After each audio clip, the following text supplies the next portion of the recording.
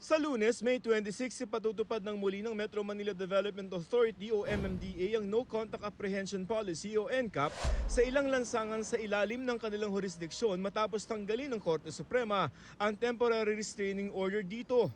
Ilan lamang ito sa mga monitor ng MMDA dun sa kanilang mga kamera na gagamitin nila sa NCAP o yung No Contact Apprehension Policy. At isa doon sa mga lugar kung saan merong NCAP na ipatutupad ang MMDA ay sa Commonwealth Avenue sa Quezon City kung saan kitang-kita ng mga kamera ng MMDA, ng mga mata ng MMDA, ang mga traffic violators.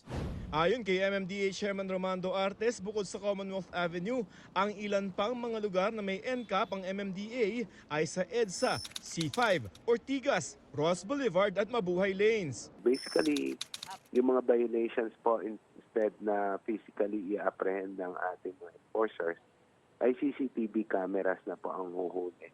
Then ipapadala na lang po namin yung notice of violation sa registered address po nila sa LTO. Nasa 20 pinakakaraniwang traffic violation ang huhulihin ng MMDA sa ilalim ng NCAP tulad ng hindi paggamit ng seatbelt at helmet, illegal parking, reckless driving, counterflow, overspeeding at iba pa. Naglalaro sa 500 pesos hanggang 3,000 pesos ang multa ng mga ito para sa first offense. Sa halimbawang ipinakita sa amin ng MMDA na kunyari ay huli walang takas ang motorsiklo na ito sa mga kamera ng MMDA. May litrato kung saan at kailan nangyari ang traffic violation at naka-zoom in ang plate number. Bahagi ito ng ipadadalang notice of violation sa address na nakarehistro sa Land Transportation Office. Pero paano kung hindi ikaw ang may dala ng sasakyan na huli? Pwede niyo pong i-contest yan sa ating pong Facebook page at sa ating website. Meron po doon na fill upan lang sila ng form.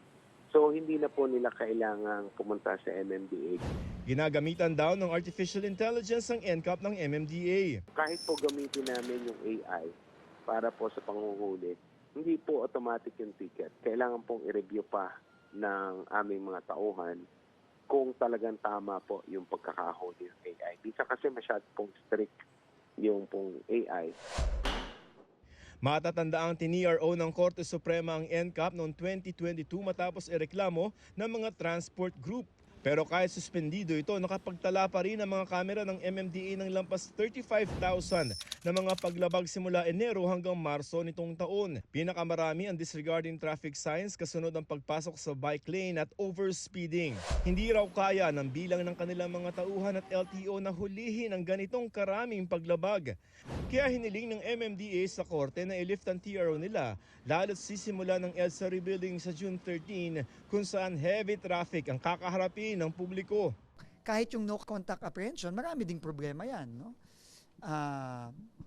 Kailangan ayusin yan. Proseso po ito. It's a step in the right direction. Big victory yan for not just for the government but also for the motorists and the commuters. No?